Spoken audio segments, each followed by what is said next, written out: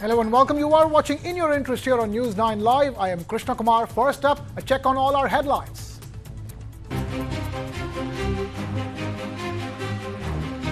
India stock markets continue their downward spiral for the fourth straight week, weighed down by lackluster corporate earnings for the second quarter of the financial year and steady foreign outflows. This past week, the Nifty shed nearly 3%, closing at its lowest point in 2.5 months. The Sensex dropped almost 2,400 points, falling below the 80,000 mark for the first time since August 14th. The market capitalization of all listed companies on the Bombay Stock Exchange was down by over 6 lakh crore rupees to around 438 lakh crore rupees. Both Nifty and Sensex are now down almost 8% from their record high levels. Aviation major Indigo slips back into the red, reporting a loss of over 985 crore rupees in the second quarter of the current financial year. The company had reported a profit of around 190 crore rupees and 2,700 odd crore rupees in the last quarter. Revenues from operations, meanwhile, jumped 14% to nearly 17,000 crore rupees.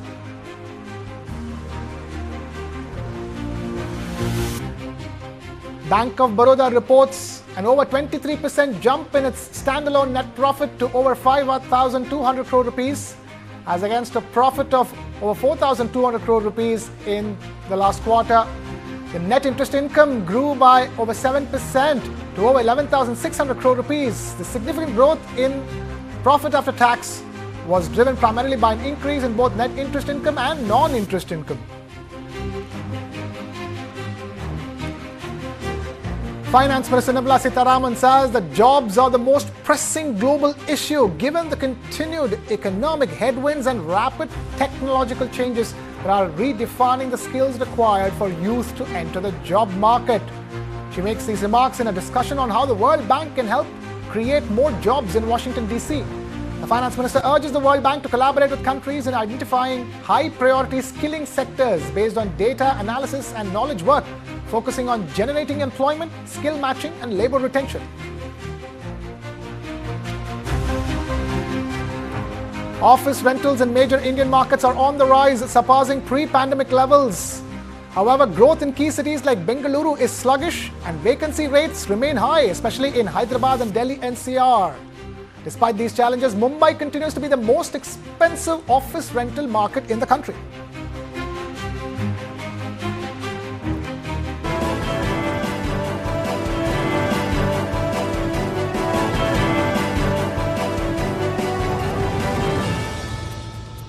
Germany is betting big on India. In fact, it is looking at India as a better alternative to reduce its over-dependence on China.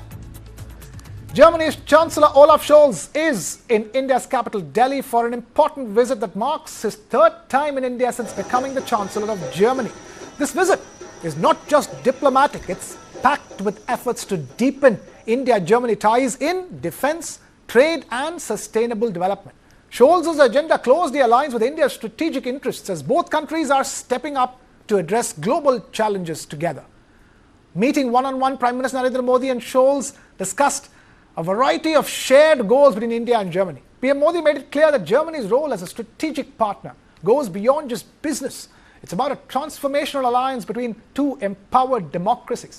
PM Modi emphasized that the Indo-Pacific region, critical to global trade routes, needs countries like India and Germany to stand united for peace and open navigation. Germany's focus on defense collaboration is important, especially as India looks to diversify its sourcing of arms and ammunition amidst regional security concerns. With a German defense delegation in tow, Scholz expressed interest in closer military ties and deeper integration with India's defense sector. And this marks a big shift for Germany, traditionally less engaged in defense cooperation with India, as they now explore options to boost security partnerships in Asia. Another key area of discussion was, of course, trade and commerce, with the ongoing negotiations for an India-European Union free trade agreement. Germany's Chancellor Scholz believes that the India-EU FTA, or free trade agreement, could be closed in a matter of months rather than years. India's Commerce Minister Piyush Goyal says the sensitivity that is required, especially concerning agricultural market access, to make any kind of a free trade agreement viable. Both sides are sharing optimism, and Germany's push for rapid progress in these talks could open up substantial economic opportunities. Now, as part of the Asia-Pacific Conference of German Businesses, attended by Germany's Economy Minister Robert Habeck, India and Germany are looking to broaden cooperation well beyond trade. The conference spotlighted India's robust market as an alternative to China, aligning with Germany's recent Focus on India White Paper, a strategic document adopted by the government of Germany, which underlines India as a strategic priority. After his time in New Delhi, the German Chancellor will then leave for Goa on the 26th of October, where the German naval frigate Baden-Württemberg and combat support ship Frankfurt am Main will make a scheduled port call as part of Germany's Indo-Pacific deployment. Now, speaking at the event where Scholz came to India, PM Modi of India highlighted the 4 Ds that define India's growth story: democracy, demography, demand, and data. He emphasized the role of technology in India's future, adding that AI, or artificial intelligence, stands not only for artificial intelligence, but also for an aspirational India, reflecting the country's ambition and potential. जब देश का सामान्य नागरिक ये सोच रहा है, तब आप जैसे बिजनेस के लिए, आप जैसे इन्वेस्टर्स के लिए भारत से बेहतर स्थान क्या हो सकता है। साथियों, आज भारत डेमोक्रेसी, डेमोग्राफी, डिमांड और डेटा, इसके 4 मजबूत पिलर्स पर खड़ा है। टैलेंट, टेक्नोलॉजी, इनोवेशन और इंफ्रास्ट्रक्चर भारत की ग्रोथ के टूल्स हैं। इन सभी को ड्राइव करने वाली एक और बड़ी ताकत आज भारत में है। ये ताकत है एस्पिरेशनल इंडिया, यानी एआई, आर्टिफिशियल इंटेलिजेंस और एआई एस्पिरेशनल इंडिया की डबल ताकत भारत के पास है। और एस्पिरेशनल इंडिया को हमारा यूथ ड्राइव कर रहा है। बीती सदी में डेवलपमेंट को मुख्यतः नेचुरल रिसोर्सेज ने गति दी थी। 21st सेंचुरी को ह्यूमन रिसोर्स और ह्यूमन इनोवेशंस गति देने वाले हैं। इसलिए भारत अपने यूथ की स्किल्स और टेक्नोलॉजी के डेमोक्रेटाइजेशन पर बहुत फोकस कर रहा है। साथियों, भारत भविष्य की दुनिया की जरूरतों के लिए आज काम कर रहा है। हमारा मिशन एआई हो, हमारा सेमीकंडक्टर मिशन हो, मिशन क्वांटम हो, मिशन ग्रीन हाइड्रोजन हो, स्पेस टेक्नोलॉजी से जुड़े मिशन हो, डिजिटल इंडिया का मिशन हो, इन सभी का लक्ष्य दुनिया के लिए बेहतरीन और विश्वसनीय समाधान देना है। Germany's Chancellor Olaf Scholz, meanwhile, expressed optimism about the free trade agreement between India and the European Union, saying that it could be finalized in months rather than years. He also emphasized that Germany is actively welcoming skilled workers from India, reinforcing the country's commitment to attracting global talent. We very much welcome the European Commission's finally resuming free trade negotiations with the Philippines and Thailand, and it is working towards resuming talks with Malaysia. We want to see the ongoing negotiations between the EU and Indonesia finalized and the negotiations between the EU and Australia resumed as soon as possible. And of course, we want a free trade agreement between the EU and India. My government is pushing for swift progress and rapid conclusions, and I'm sure that if we work together on this, Prime Minister, this could happen in months rather than years. Only a few days ago, the German government agreed on a strategy to attract skilled Indian employees to Germany. Even today, Indians are the largest group of foreign students at our universities. Last year alone, the number of Indians working in Germany grew by 23,000. Their talent is a welcome addition to our labor market. And let me add, we don't just welcome talent from India to work in Germany, but from all of your countries.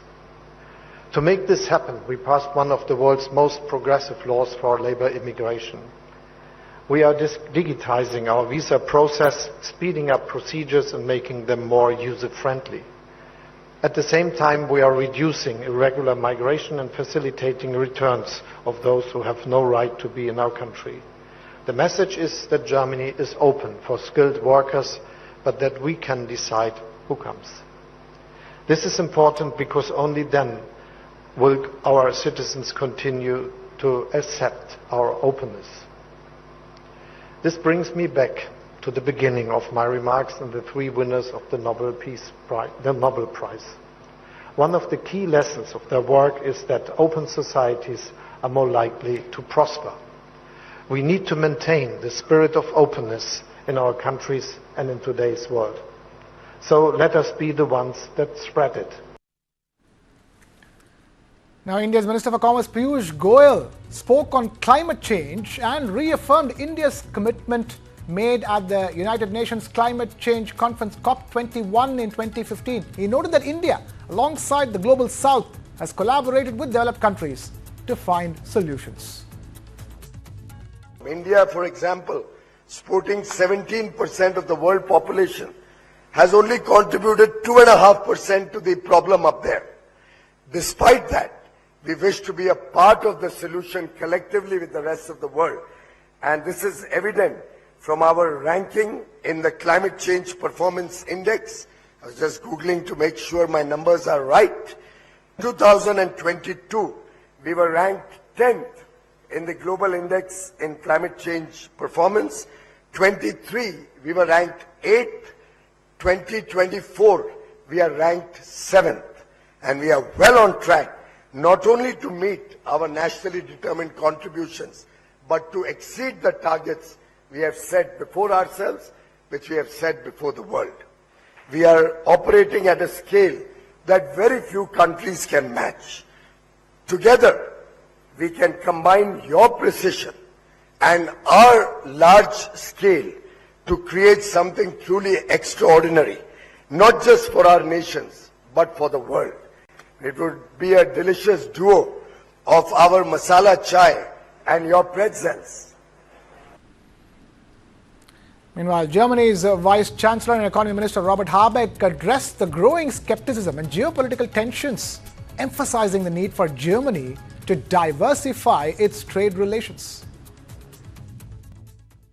We only need to think of the war of aggression waged by Russia on Ukraine in violation of international law. The return of hard geopoliticals has also given rise to increasing economic fragmentation. And then there's the drastic impact of climate change that is making itself felt more and more prominently, especially also here in this region with high, scaring temperatures over the summer. And let me remind you for once, climate change is not a threat to the climate. It's a threat and a danger for us, for the people. These are enormous challenges in this time. The important question is now, how do we respond? And the answer to this very complex situation is made up of several parts, but there's one continuous thread to this: together. So I would say there's one message out of this APK, apart from all the concrete discussions we're going to have today on this panel. Borders are no boundaries, and borders are no barriers. As we face the challenges I have outlined together, we must and will respond together. News 9's executive editor Karthik Malhotra was at that event and he spoke exclusively to Chief Executive of Foreign Trade, German Chambers of Commerce Abroad, Dr. Volker Therier, and Bharat Forge Chairman Baba Kalyani. Let's listen in to what they had to say. Mr. Therier, thank you so much. Wonderful having you in India and lovely talking to you. I want to understand from you, we just heard Chancellor Scholz say that if India and Germany work together, then the FTA between European Union and India could be a matter of months and not years. Is that even possible?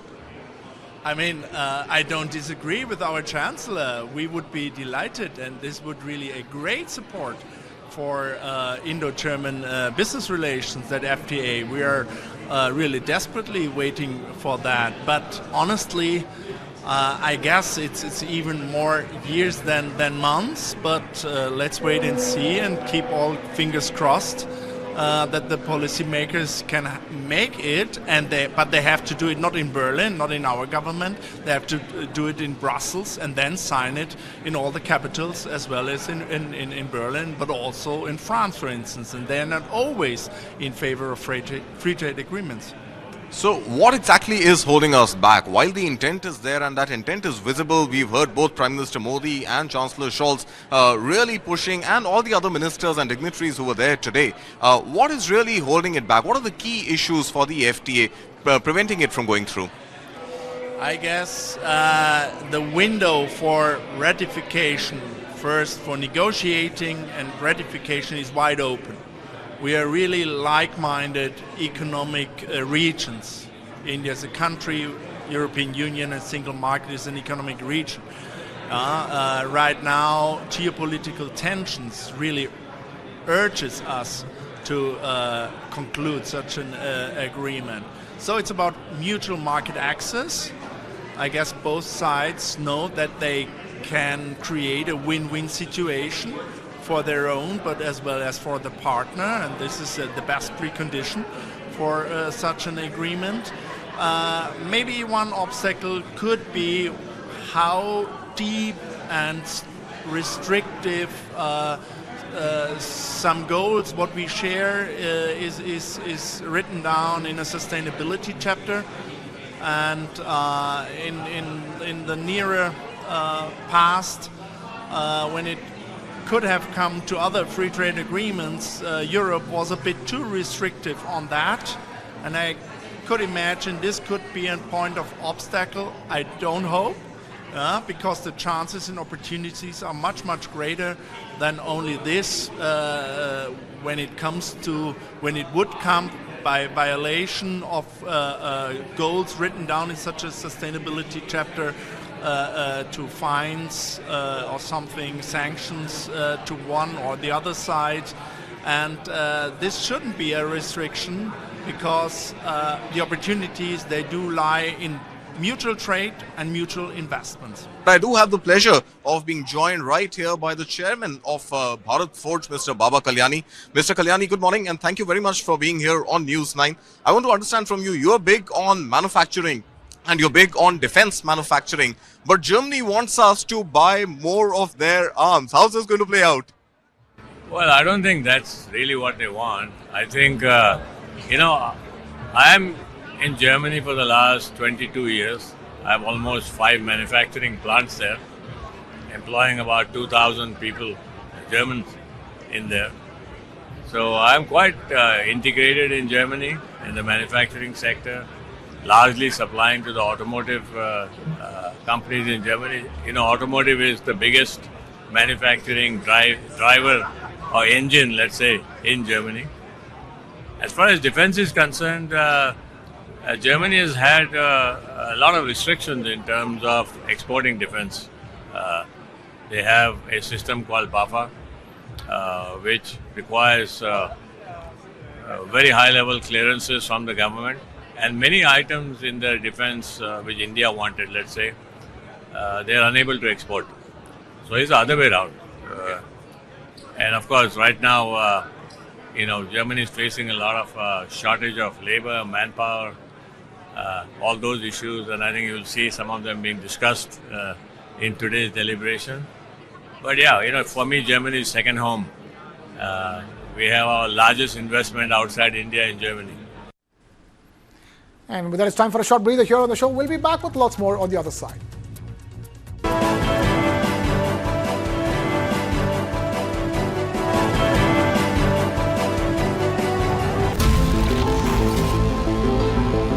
Joe Biden is not going to be the Democratic presidential nominee.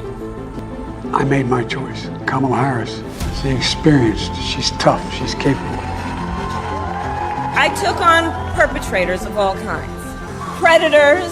So hear me when I say, I know Donald Trump's type. I am the one saving democracy.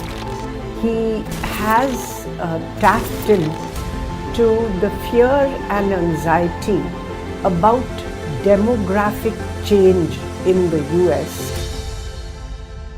This polarization in the United States. Some people are even suggesting that there could be a civil war. You are this unable to solve your own domestic problems. You have no right to claim to be anybody else in the world. And we're moving into a multipolar world where the United States will not lead.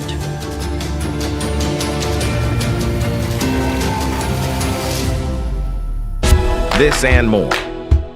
Streaming on News 9 Plus. Subscribe and get free vouchers. Jai Bhavani, Jai Shivaji.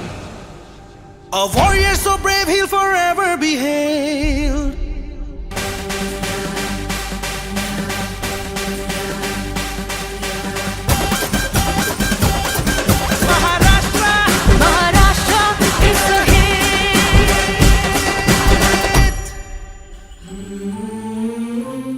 Maharashtra tourism.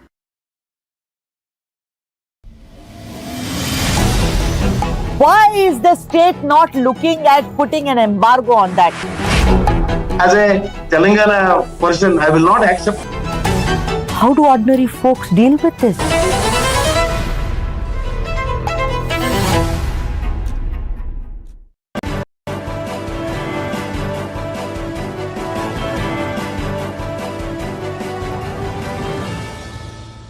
You're watching In Your Interest, and time now to put the spotlight on the big partnership in the artificial intelligence space between Nvidia and Reliance. In a groundbreaking move for India's artificial intelligence landscape, Reliance Industries and global chip-making giant Nvidia have announced a partnership to develop large-scale AI infrastructure in the country. This announcement was made during a fireside chat at the Nvidia AI Summit 2024 in Mumbai, featuring Reliance Chairman Mukesh Ambani and Nvidia CEO Jensen Huang. While announcing the deal, Reliance Industries Chairman Mukesh Ambani brought a cultural spin to Nvidia's name during a lively conversation with Nvidia CEO Huang. He reinterpreted Nvidia, associating it with the Sanskrit word Vidya, which means knowledge, and is linked to the Hindu goddess of wisdom, Saraswati. This symbolic connection was not lost on Huang, who quipped that perhaps he had intuitively named Nvidia perfectly 32 years ago, despite initial skepticism from others. One of the main goals of this partnership is to make artificial intelligence accessible and affordable to India's vast population of 1.4 billion people. Mukesh Ambani drew a parallel to Reliance's Jio, which revolutionized mobile data pricing by delivering it at an astonishing 15 cents per gigabyte or GB, in stark contrast to the global average of $3.50 per GB. This model of democratizing technology resonates deeply with the ambitions of the new AI initiative. Huang, CEO of Nvidia, noted that India possesses unique advantages in the race for artificial intelligence, such as a large pool of IT talent and an extensive amount of digital data. This combination can create what he described as an quote-unquote AI flywheel, where data and talent fuel each other's growth. With over 10,000 engineers working in India, Nvidia views this partnership as a pivotal step towards building indigenous AI capabilities.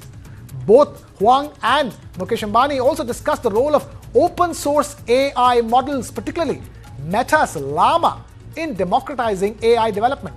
Ambani suggested that Indian developers could leverage Llama as a foundation to to create more advanced language models tailored to Indian languages. Now, at the heart of this collaboration is the deployment of Nvidia's latest GB200 supercomputer technology, which will lay the groundwork for a massive AI infrastructure creation in India. Ambani expressed his enthusiasm about the initiative, stating that India will start with what is the absolute best technology that Nvidia has.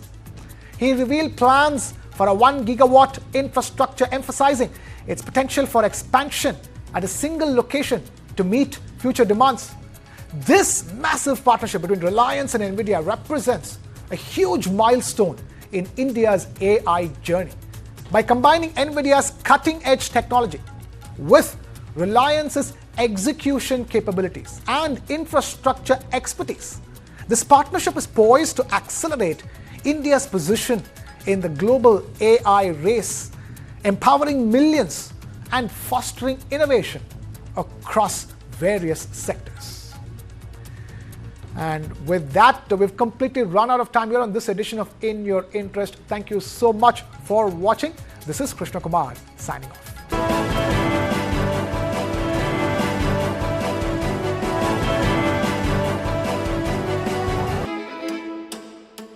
Cooking is an act of law. The first act of law we receive from our mothers in the families. Modern Indian food is all about contemporary and innovative approach to traditional Indian cooking. The presentation it's also important, no? I want to wear this white coat every day and then be a chef. There are stories. If we name a whiskey's ingredients, then there is a whole story behind that. Cooking food is like a therapy, and eating one is like a pleasure I can give it to myself. With Lounge Nights, I'm on a journey to celebrate and recognize the best food and nightlife establishments in various cities across India.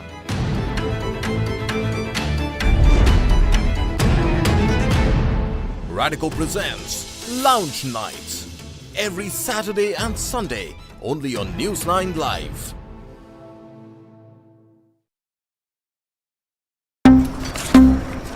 Hey, why are so many lights on?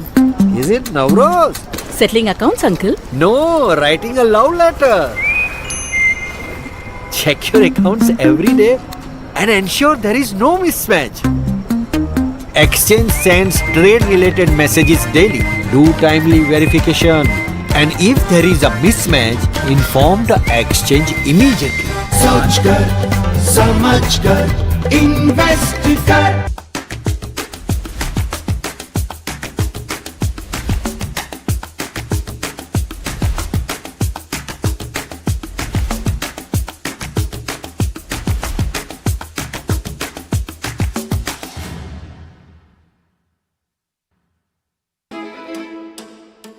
Cooking is an act of law.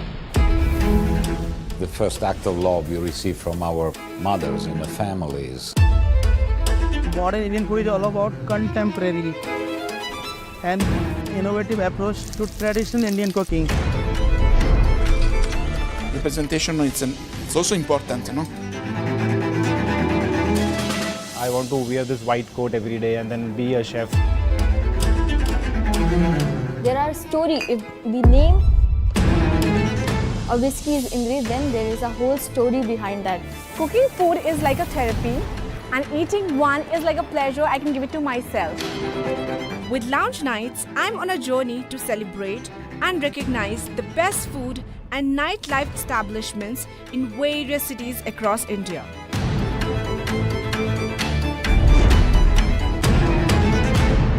Radical presents Lounge Nights every Saturday and Sunday only on News 9 Live.